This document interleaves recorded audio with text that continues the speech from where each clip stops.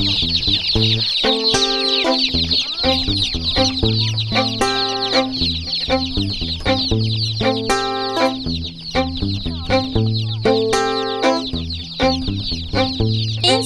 the chicken's egg, up find the chicken child's leg. But I am searching for the head.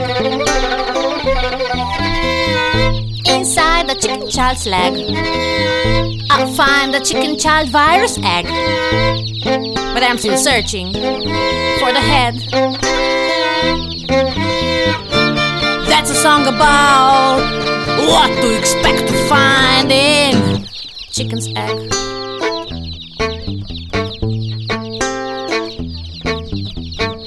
Inside the chicken child virus eggs, I'll find a lot of virus child little legs. But I'm still searching for the heads. Inside the chicken child virus eggs, I'll find only legs and eggs and eggs and legs and eggs and eggs and legs and eggs and eggs. It's a waste of time. Seara am dormit în gară. Nu tu mâncare, nu tu apă, nu tu nimica. Se face lista, nu ești la 12, te șterge de pe listă. Și a spus că nu mai și fac reîntregirea familiei de 2 ani de zile. Ca să programez la ambasada italiană în București, inutil. Am copil lăsat la România, de 3 luni nu pot face viza să ajung. Problema e că noi, cetățeni care ne aflăm ca țară vecină la comunitatea europeană, nu încăpem. Apă!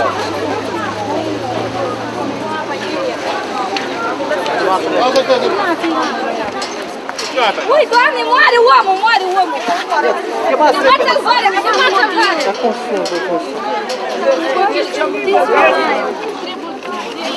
Nu, el e viu, e viu! This is where the European Union officially ends, with the splinter states of the former Soviet Union. These people cannot travel anywhere in Europe without visas. None of the great European freedoms applies to them. They might well belong to Europe geographically, but politically they're out. At the end of the 19th century, the Academy of the Austro-Hungarian Empire determined that the centre of Europe is here in Transcarpathia, on what is now the border between Romania and Ukraine. Later, the Soviet Union was happy to own the geographic centre of Europe and marked it visibly.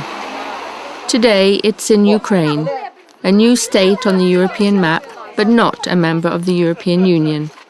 The same people who queue for visas at the nearby European border find some comfort in photographing themselves on the spot. Находимся в географическом центре Европы. Это Закарпатская область. Если вы уже знаете, география это наука, да? И она выучает не только Европу, как вы думаете, Румыния, например, вошла в Евросоюз. Да, вам хорошо живется, нам надо визы уже вам открывать. Но тут проблема не в этом. Проблема в том, что Европа, если взять, она не очень большая. Европа тянется и Украина, уходит Беларусь, Россия. То есть много стран бывшего Советского Союза. These people live beyond the border of the European Union. Its most recent enlargement in 2007 brought the EU almost to the old eastern frontier of the continent. It is in this wasteland that the boundaries of European monarchies, such as Poland, Austria and Romania, have met for centuries. Traces of these old cultures still resurface in the successors to the former Soviet states. But, like Moldova and Ukraine, such countries are not EU members. Their inhabitants find themselves left on the wrong side of the border. Mi-am născut în 26 februarie 28 în Czechoslovacia. După Czechoslovacia, apoi am fost în Ungurii au venit. Au intrat ungurii cu nemții. M-am născut în România erau. După aceea au venit în 40 ruși și au stat un an de zile aici. Și au venit nemții și au fugărit. După ungurii cu nemții, a pornit am sovietici rușii.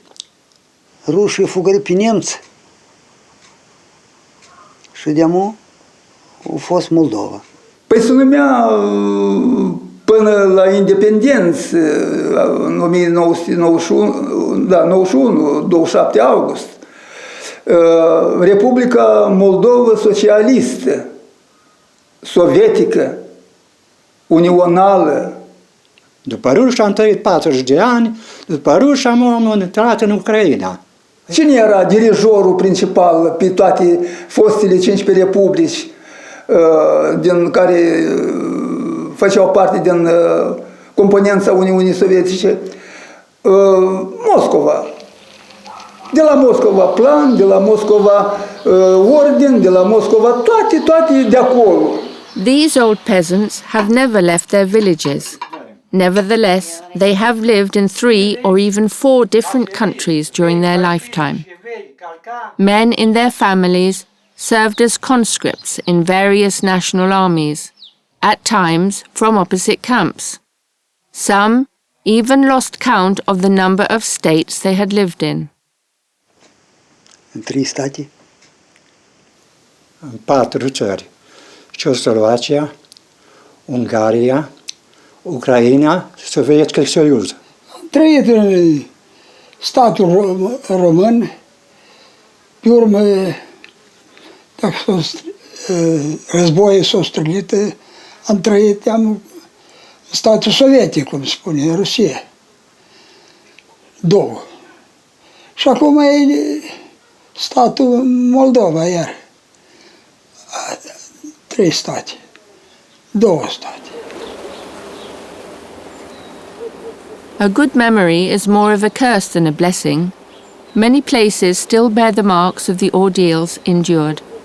To wake up in the morning living in another country is a serious trauma.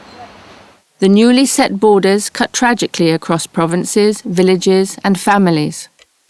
It happened once in 1940 after the Hitler-Stalin Pact, then again at the end of the Second World War, when the Soviets occupied the whole of Eastern Europe.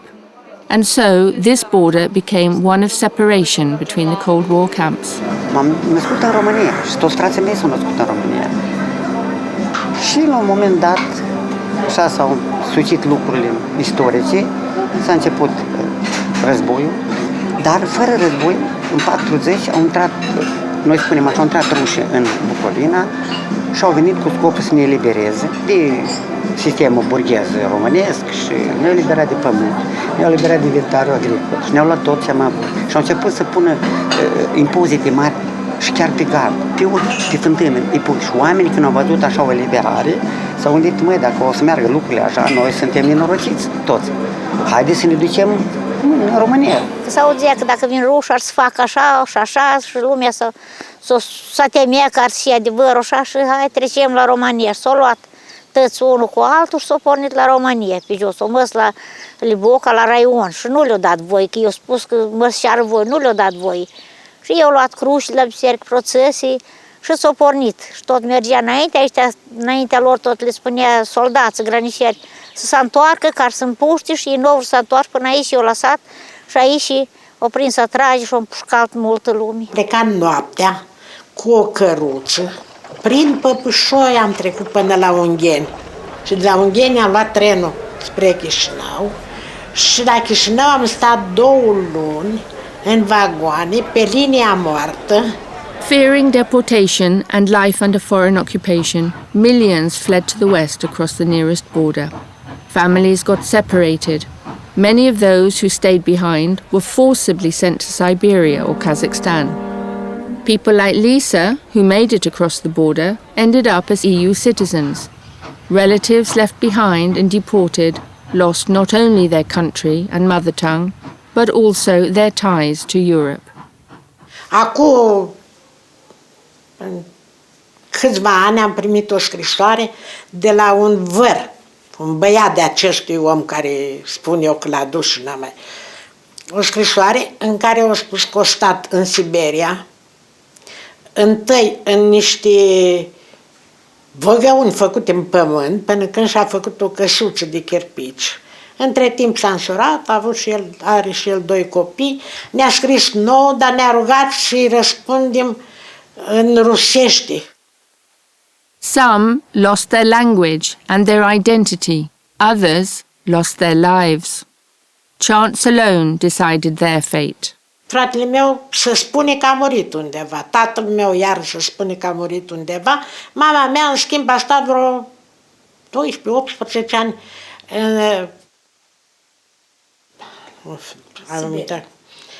în Siberia.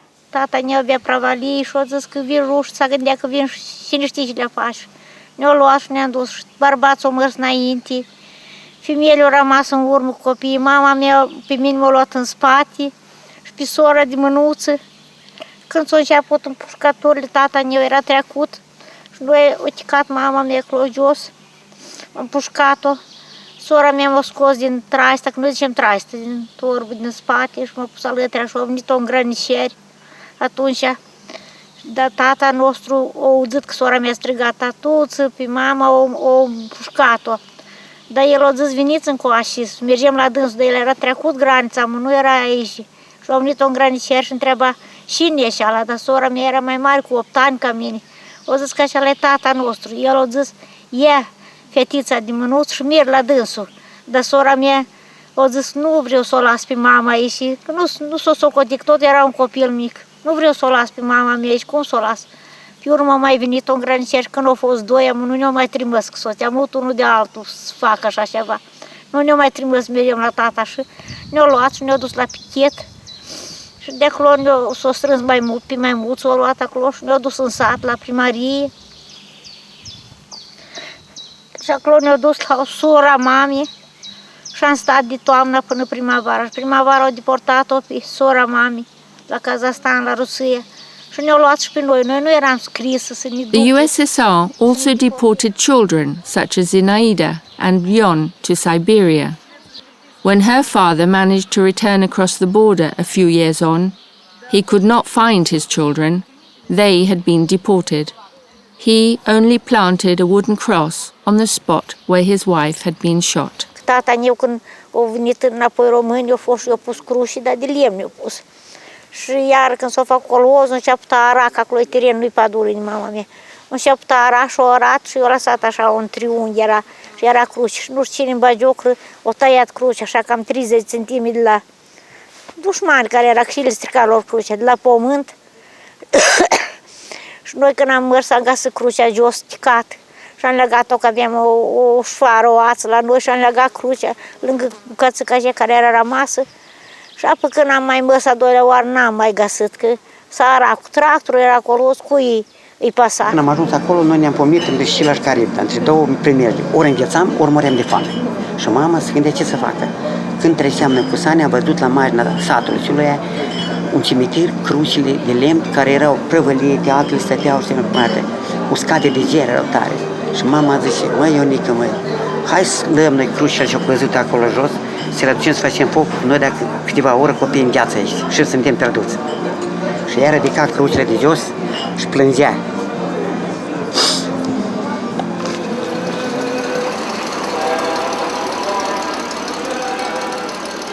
Life and death seem to follow each other with little concern for borders, states and nations.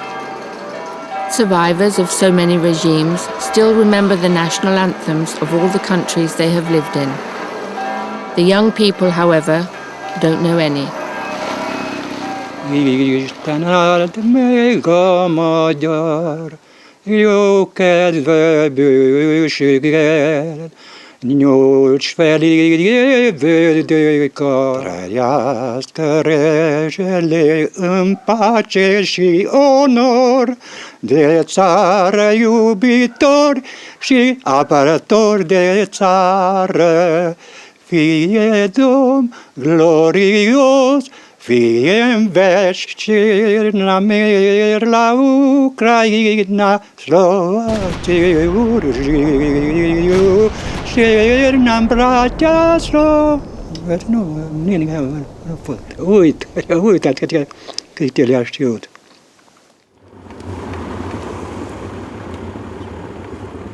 The relics of communism sometimes seem more resilient than the European heritage from the past. Many old churches are still in ruins. The symbols of new times have not yet won out against the communist ones at this margin of Europe. Travelling along the new European border in these new states, one still senses the same old country everywhere. Only the Soviet military power seems gone forever. Nature has taken over old and new bunkers alike. In Sholdenest, the Soviet Union once had a giant missile base threatening all of Europe. Only ruins now remain. Local residents have stolen everything removable. The disused Red Army barracks were also torn down.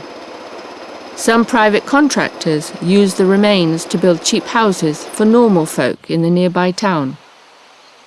But exceptions do exist. Not everyone is happy that the Cold War is over. The barbed wire, once stretching for thousands of kilometers along the Soviet border, is still untouched in many places.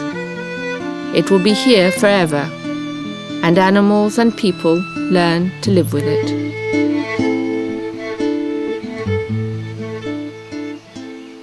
As though old borders were not enough, in Transnistria, a stretch of land between Ukraine and Moldova, a few old-timers proclaimed the last Soviet republic. So in this village on the Nistru River, people like Simeon find themselves cut off from their land. Every fall, they have to ransom their crops from the separatists. Teman s-a primit așa localitatea că e mijlocul satului. Satul e în Republica Moldova, dar pământurile toate au rămas în Republica așa numită Nistreană. Și noi nu putem, ea ne taie în jumate. 2 ani la rând a stat livada cu mere, cu prune și viile, au stat îmbruienite, au avut roadă, dar noi n-am putut de acolo să aducem nici o boabă. Această frontieră e formată numai, cum se spune, pentru interesul și apără tot interesul numai Republicii, așa numite Nistrene. Vrem și noi să trăim în mijlocul Europei, vrem și noi să fim o țară unică, să intrăm și noi în Europa, să discutăm ceva, să avem și noi drumuri frumoase, clădiri frumoase și îndeopște copiii să fie deștepți și să învățăm. Dar din cauza aceasta nu se poate. У России, конечно, есть интересы в Приднестровье, потому что там живет очень большой процент просто русских людей. Это каждое цивилизованное государство проявляет свою заботу о своих соотечественниках. Те границы, которые, значит, возникли после крушения Советского Союза, они, в принципе, отражают сталинское государственное мышление. То есть мы остались заложниками вот тех границ, которые нарисовал когда-то Сталин. Это имеет силу и, значит, в отношении Республики Молдовы, это имеет силу в отношении границ, которые сейчас вот существуют в Грузии или существовали в Грузии. Но можно даже сказать, что приднестровская проблема – это где-то одно из последствий пакта Молотов-Риббентропа. In this cemetery on the Nistru, people remember vividly the last violent change of border in 1991. Women mourn their dead. Men are divided as to the place of their country, with Russia or with Europe. Here in Dorotskaya, the Cold War has never ended. La noi dorotskaieni s-au răsculat într-o zi, e ca știți, domnul Nicolae, când mergeau lupte grele, au fost omorâți oamenii civili și mulți, și ne-am răsculat. O parte s-a dus la traseu, o parte a rămas în mijlocul satului. Și le-am spus, măi moldoveni, luați-vă automat, duceți-vă acasă, noi nu vrem nimic, măi roși, luați-vă automat, duceți-vă acasă. Noi vrem să trăim liber. Eu pe să-l întreb și ca o stoi așa. El merge așa cu armată și merge. Cu automat, să măcar să spună cazași. Și eu șed la poartă, să închid poartă și el mă întreabă pe mine și cat eu. Since Roman times, the river Nistru has been regarded as Europe's boundary. The barbarians were forbidden to cross it. The next generations added their defences on this eastern border. For centuries, the Russian, Austrian and Ottoman empires fought for control of this steppe frontier to the north of the Black Sea. Invasions and wars have gradually turned it into a wasteland. The region was known as the Desert of the Tartars. After 1800, when Russia managed to get permanent control of that desolate region, the Tsars sought to populate it with industrious colonists. So they recruited Germans from Central Europe, who dug fountains in the desert and erected churches. People still remember them today, but few of their descendants are left. People like Emma denied their German origins during the Soviet Union, to rediscover them only now. Меня зовут, настоящая сейчас фамилия Мельник Эмма Петровна. Рожденная я 42-го года. Вот, село Мангейм. Понимаете, у меня фамилия мамина. Мама взяла меня на свою фамилию. Фактически моя папина фамилия Детлина Эмма Пиусна. А документы мама уничтожила, боялась, чтобы ее на север не отправили. Сейчас село Подгозное это находится. Раньше, я знаю, по старинных людей, от стариков слышал, что это село называлось Кульма, при-немецкое. Немцы тут жили, тут была церковь немецкая. Когда советская власть пришла, назвали село Подгозное, и тут был дом культуры. И когда до войны жили здесь немцы, она работала, и люди ходили, все немцы, в церковь, все было красиво, здесь говорят. А потом, когда война прошла, здесь же не было немцев, а просто весь вот так вот сброд, кто эвакуировался с Беляевки, кто оттуда, и все здесь жили в Мангейме. В 1945 году немцы ушли. Некоторые остались люди здесь, но они поуезжали, кто поумирал. The European colonists survived less than 150 years in the eastern steppes. At the end of the Second World War, they were forced to quit these settlements. Behind them, the churches they had prayed in gradually fell into ruin or were turned to other uses. These Germans had to choose between the homeland, where they had never lived before, and deportation to Siberia. All the industries they had built were reclaimed by the wilderness. Most traces of that first attempt at Europeanization have gradually been erased. Немецкое нам многие остались помещения, которые крепкие. Даже и сегодняшний день люди живут у нас в этих немецких домах. И никто не обижен. Просто надо было немножко подремонтировать. У нас люди не в состоянии были, не было возможности, чтобы они этот дом отремонтировали, чтобы пожить. Но немецкие дома очень крепкие по сравнению, чем сейчас эти наши советские.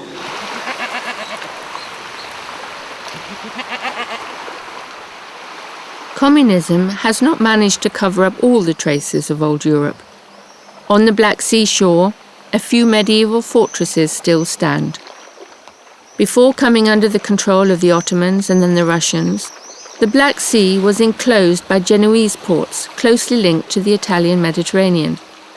Today, such places are seldom presented to tourists as European. Instead, they are used to claim a heroic past for the current dominant nation. Up north, the fortresses which stopped the Ottoman advance still guard the Dnistru, but the old monarchies which defended Europe's frontiers in the Middle Ages have long been extinct. In the 19th century, steppe settlements such as Odessa and Chernovitz grew to become European cities. They decayed under communism, but now they're attempting to reassume their past splendor. Their architecture and urban tissue are gradually mending. Easy it is not. Development is as great an enemy of old cities as the communist demolition machine once was. Not only the old buildings vanish, but nations as well. The Jews, for instance.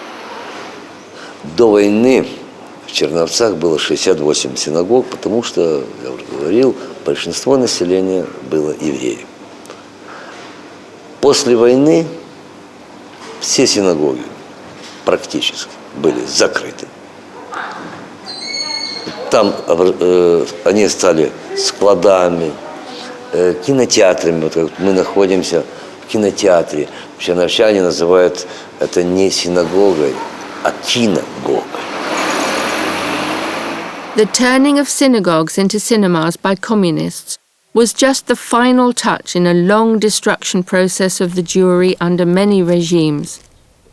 When the Soviets invaded the Romanian land of Herze after the Hitler-Stalin Pact, they wrote down the family of Ion Beris for deportation.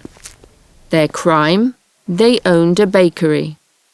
Romanians resorted to an alliance with the Germans to take their territories back, and so Herța was liberated. Tata bucuros, nevoie mare, îmi spune, uite, au venit ai noștri, am scăpat de deportarea în Siberia, hai să-i întâmpinăm. Eram vreo 10 evrei și vreo 20 de români. În momentul când am sosit în apropierea trupelor, un capitan, în loc de bună ziua sau bine v-am găsit, a început cu următoarele. Care dintre voi sunt jidani? Să treacă la o parte. Și în felul ăsta, cei vreo 10 evrei am trecut la marginea unui șanț. Unul din grupul de români, dându-și seama despre ce este vorba, a sărit în fața armelor, a început să-și facă cruce și să strige, domnul capitan, dar ăștia sunt oameni care au suferit de avalma cu noi, ce faceți? The Romanian officer could not execute the Jews on the spot, but a few days later they were nevertheless deported to a camp in Transnistria. Toată ziua a plouat, noaptea aceea a venit și întâi lapoviță, după aceea zăpada și înghețul. Și atunci, să știți, cine a adormit atunci, a adormit pe veci. Și acum rețin și, din păcate, am coșmaruri cu aceste lucruri, când jandarmii dimineața au dat dispoziție să plecăm, cei morți, vă dați seama că nu mai puteau să se ridice, ei nu s-au uitat, dădeau și acum văd bocancii care îi loveau, paturile de armă care îi loveau pe cei vii, rudele lor, și văd și acum ochii rudelor înspăimântate și care nu știau ce să facă cu morții. Few survived, and even fewer returned to their old cities. Their European cosmopolitan character was thus lost forever. Ce rețin era acea atmosferă fantastică în care vânzătorii de ziare strigau în toate limbile. În orice magazin intrai, te întreba în ce limbă vorbești. В Черновцах до войны жило очень много евреев. Наверное, 70% составляли евреи. Холокост привела к изменению еврейской карты Европы и, конечно, черновиц. Много евреев погибло, было уничтожено в Транснистрии, но после Великой войны сегодня в Черновцах по официальной статистике числится 1400 евреев.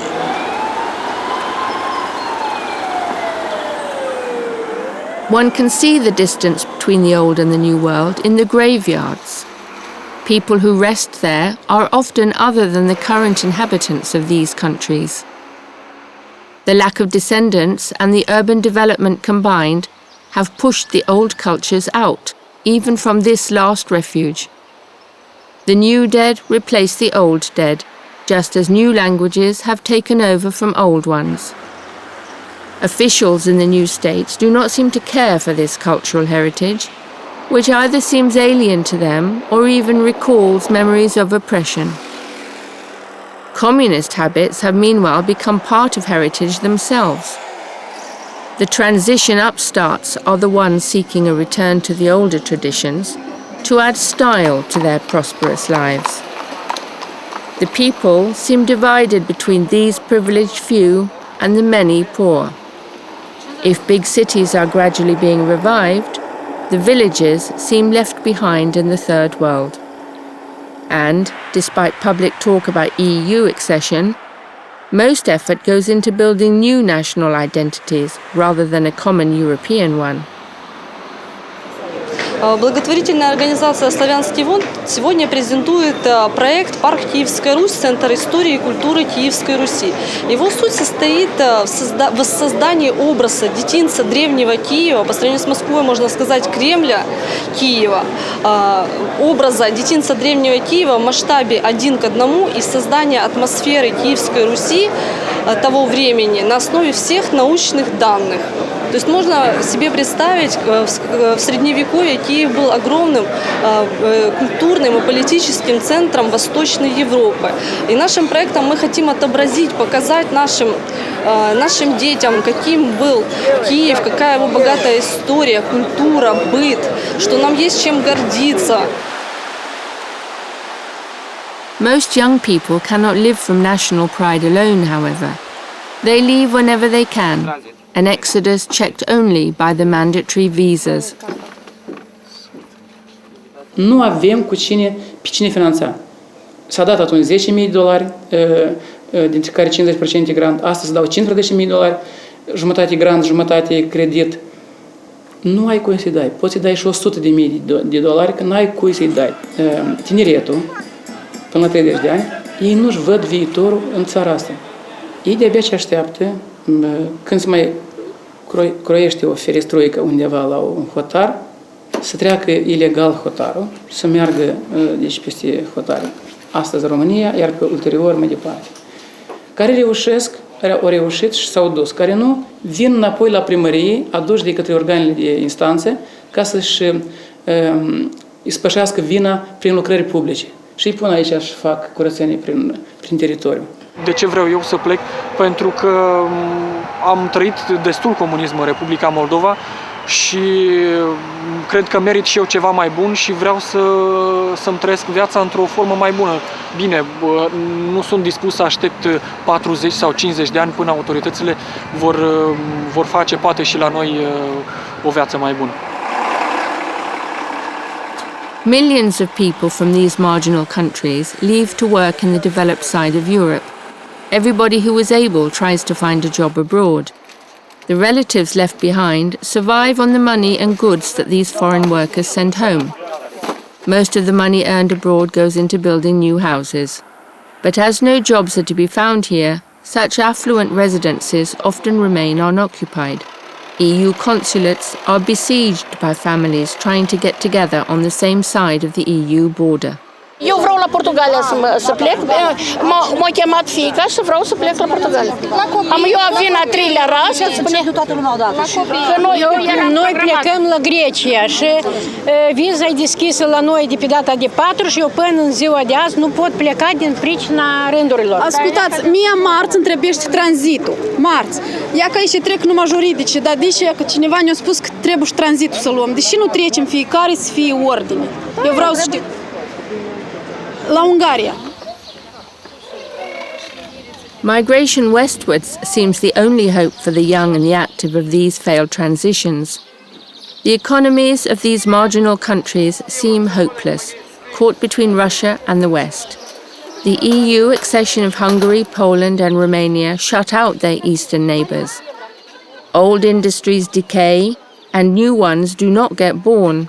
People reverse to traditional occupations or try to subsist from farming the little land that they have. În 99 am fost olimpic la Olimpiada Republicană Chimie, am luat locul întâi, am oculat 49 de puncte din 50 posibile, am intrat la Universitatea Tehnică fără examene, fiindcă eram olimpic, mi-am ales facultatea de vinificație, fiindcă asta mi-a plăcut, e o specialitate cu tradiție, adică are rădăcini destul de vechi, e ceva interesant. Învățam totul așa, într-o singură respirație, fiindcă era un lucru interesant, atrăgea tot cu măruntaie. După care am încercat să mă aranjez la lucru la fabrica de vin Migdal P. Era ceva de perspectivă, adică au adus utilaj francez, făceau distilat de vinuri, coniacuri, cum se spune în Franța. Era deja o tradiție seculară, bine pusă la punct, tehnologii moderne, totul era foarte frumos, numai că nu a prea mers din cauza că rușii au impus în perioada aia embargo, fabrica stagna. Adică oficial ea funcționa, dar nu produceam nimic. Cu 3 ani euro am plecat de aici. Păcat, era un loc foarte agitat. Se prelucrau cândva mii de tone aici. Era muncă, adică până la o oră târzie de noapte, toți erau aglomerați, toți agitați, se alergau toți în toate părțile. undeva pe o hârtie eram scris că cu tărică lucrează la fabrică, dar nu făceam ceea ce îmi plăcea mie, adică stam așa de flori de măr acolo. După care mi s-a spus că băieți plecați în concediu benevol, că nu mai avem ce să mai facem aici. E sigur, mi-a părut rău că am dat 7 ani din viața aproape pentru asta, a fost ceva, o chestie în care m-am inclus cu trup și suflet. După care n-am prea avut de ales și m-am aranjat ca bodyguard la un club de noapte. Am început să practic arte marțiale, Kung Fu.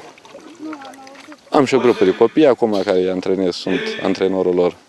E o chestie tot destul de interesantă, clar că nu e ceea ce mi-aș fi dorit eu să fac, dar... At 26, Simeon has exhausted the opportunities offered by his mother country. A Russian embargo pushed Moldovan wine production, this small country's main export industry, into bankruptcy. He doesn't earn enough from martial arts to make ends meet. Like many people of his age, he hopes to work in the EU. But this means dealing with traffickers of visas and passports. Ceva timp în urmă am avut, așa știu, o propunere din partea la o persoană din Bulgaria de a-mi face o cetățenie bulgară.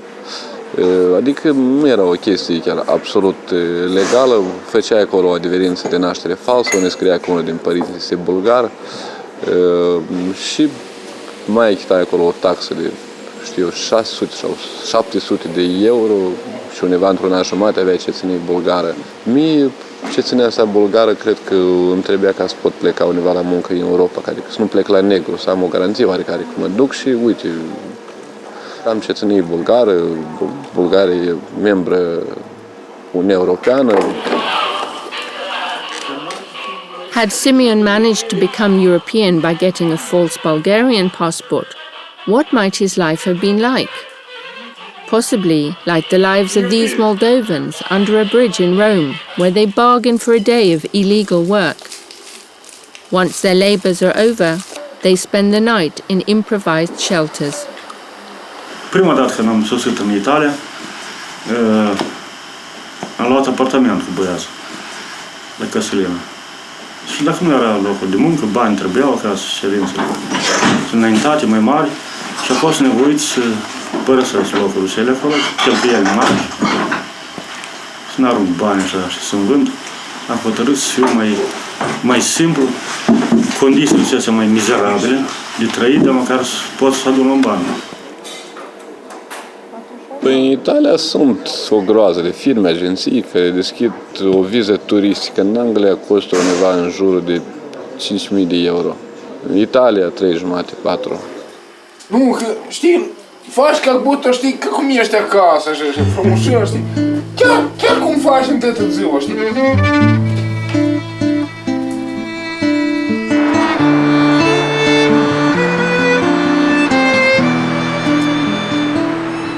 Cât să mai durează așa din privința sănătății, am să mă țin aici. Și acum când, e clar, fiecare și te apucă doruri de copii, meleagul natală și e pur natural. Însă și totul să te face ceea că să ai o copeică, să faci să întreții familia, să termini copiii în facultate, să gândești la viitorul lor. Până acum, unicele țări în care cred că mai puteam noi să mergem fără viză era Rusia, Ucraina, Belorusia și România. Acum, deja chiar și în România, care este o țară vecină, adică mulți dintre noi au rude acolo, chiar și eu, prieteni, nu mai putem merge, fiindcă e o chestie foarte complicată cu viza română. Acum 25 de ani m-am născut chiar la frontiera cu România, într-o perioadă în care comunismul în această parte a Europei practic murea. Era perioada de perestroică anunțată de Gorbaciov. După asta au urmat alți 12 ani de necomunism determinat și de mișcarea de eliberare națională de la Chișinău. Au venit apoi alți 8 ani de comunism, 2 mandate ale comuniștilor în Chișinău și atunci mi-am zis că dacă comuniștii mai au încă un mandat, eu nu mai am ce face în țara asta și sunt decis să plec.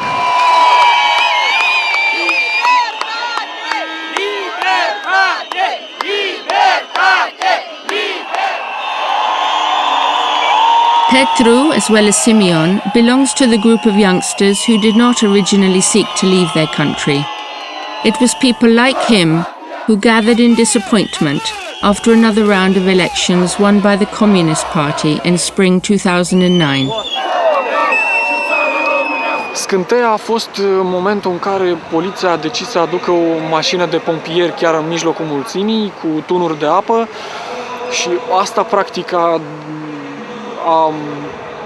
degenerat în violență.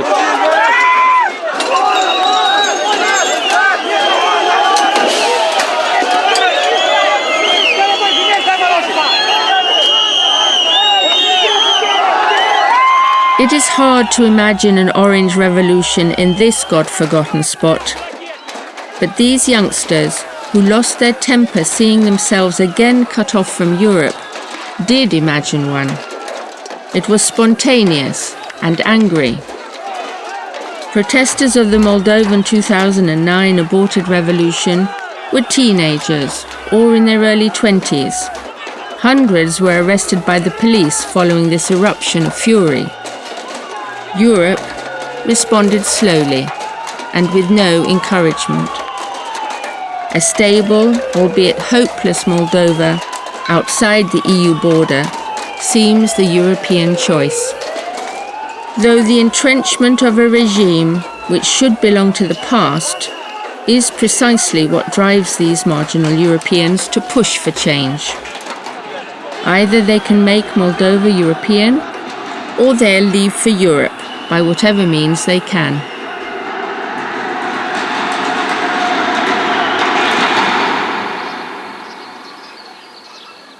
The commitment of post-Soviet states to cut with their communist past looks doubtful. The marks of old times are spread all over the place. Not just the young feel captive in this resilient past. Millions of old people, some with relatives in EU member countries, have only their Soviet-era passports to identify themselves. The new states they live in did not bother to grant them new papers. With a passport issued by a country that no longer exists, one cannot apply for an EU visa. Союз Советских Социалистических Республик. Pașaport. În afară, trebuie să faci întâi buletinul și apoi urmă pașaportul, doar cu buletinul nu dă voie ca să trecem în România. Dar pe ce săracul împlinești 500 de lei, pe ce să mai facă buletinul ăsta și pașaportul ăsta? Că nu am cu ce să călătorie, n-am pașaport, la granici, cum spune noi, pentru că granița pașaport, deci la nu avem, că noi suntem pensionieri. Pensionieri se plată puțin, abia de trăit numai. In the depth of this rural European periphery, people do not have money to pay for identity documents, let alone travel outside their villages. The fact that the European Union might one day extend to include them lies beyond their imagination. These impoverished peasants cannot picture themselves as Europeans. Da, ce să facem?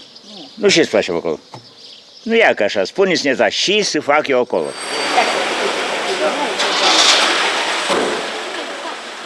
Ethnic minorities in these border states, whose mother countries are in the European Union, long for Europe more than anyone else. In the years before EU integration, they still enjoyed some privileged access. A magyar igazolványt 2002-ben kaptuk meg. Ez a magyar igazolvány feljogosít minket arra, a külföldön élő magyarokat, hogy 10%-os jegykedvezménnyel utazunk Magyarországon. In Ukrainian Transcarpathia, Ildikó can no longer use her Hungarian ID card to travel to Budapest to see her relatives. Before Hungary joined the European visa-free area, she used to go every month.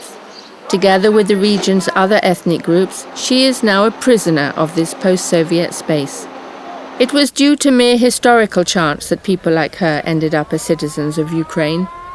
During the Second World War, the USSR occupied even regions which had never before belonged to Russia. Places like Hertsa County ended up in Ukraine, a new state that emerged in 1991. Dacă va trece nu mult timp, noi așa credem, 2, 3, 4 ani și Ucraina va intra în Europa, probabil cu această intrare în Europa o să dispară și frontierele, bineînțeles, și asta să fie atunci și mai bine, că atunci nu o să trebuiască nici vize. Cel mai bun pentru noi să ne accepte aderarea Moldovei prin România la Uniunea Europeană. Ori face-o ei deci, ca parte componentă, ori face-o separată, dar să fie, portița să fie prin România. Iată asta cred că ar fi cel mai bine și cum au asimilat țările care au aderat concomitent cu România, eu cred că încă 2 milioane, că nu au rămas mai mult de 2-3 milioane în Moldova. Le-au înghite și gălușca asta. People living directly on the border are the keenest to see political Europe and geographical Europe becoming one and the same as soon as possible. Places like Sculen in the Republic of Moldova are still cut in two by the river, turned into a border at the end of the Second World War. Only the western half is now in the EU, the mayor of Eastern Sculen complains. Suntem la 300 de metri de Europa, dar nu ăștia 300 de metri ne dispart. Ne dispart gardul ghimpat și politica de stat. Este o rușine pentru țară când unica țară din fostul lagăr socialist care și-a mai păstrat gardul ghimpat. Până în situația anului 91, continentul Eurasia, Europa cu multe țărișoare mici și URSS-ul, un imperiu mare. Acum, URSS-ul dispare multe țărișoare mici și Europa, comunitate.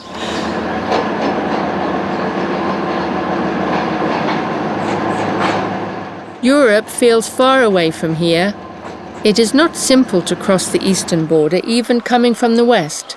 It takes many hours, as trains from the west have to be lifted up and transferred to the eastern rails by special technology. This difference between rails is another lasting Soviet legacy. Further on the border between Moldova and Ukraine, a handful of EU observers train the local border guards. As the most advanced Europeans so far east, they have their own vision on the limits of Europe. It's a field office in Otac, field office in Kotovsk, field office in Kochagan. You can say Europe ends on the Ural, but it's not possible to divide Russian Federation. But Ukraine as well as Moldavia, I think there is not so big problem to join political Europe. I hope it will be European Union in sometimes. Идеальный случай это, конечно, вот если так, задаться такой целью, что вот привести в полное соответствие, в гармонию, значит, географическую Европу и Евросоюз. Until these countries acquire a real European perspective, their border with the European Union will remain the new European wall. The mission of new member states is now to protect the shared European space from trespassers from the east. Sophisticated surveillance mechanisms screen any movement along the border. EU border countries work jointly to share their knowledge on how to render the border impenetrable and on how to defend effectively Fortress Europe. We should become officers, should become friends. We have to have a good relationship. So, for example, if in Lithuania I will catch some guy from Romania, I can call to my colleagues from Romania. I will give him the phone. They can talk with Romanian guy just for 1 or 2 minutes, and then I take a phone. They tell me, is it real Romanian or not? It's not official, but it's working. It's helping for our job. Day or night, seen through this sophisticated surveillance system, the people on the border seem mere shadows. But they have faces and voices. They have each a history. They have European memories, which survived earlier generations. They have European dreams, which stop at the new European wall. Only if we choose to look the other way can we call them strangers. mi-aș băga granița în raniță, țara în raniță și gata.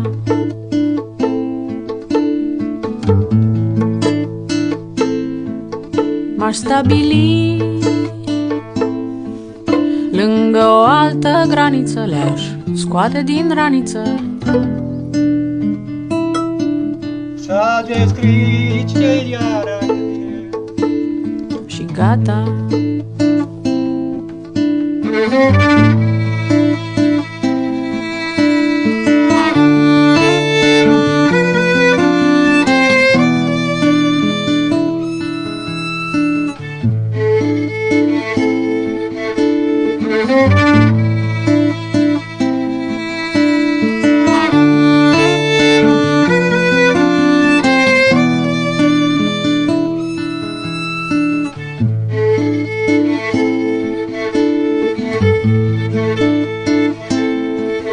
Eu mi-aș băga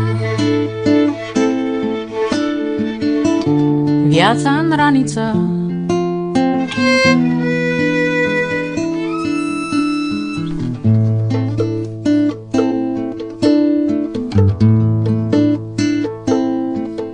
m-aș stabili lângă o altă raniță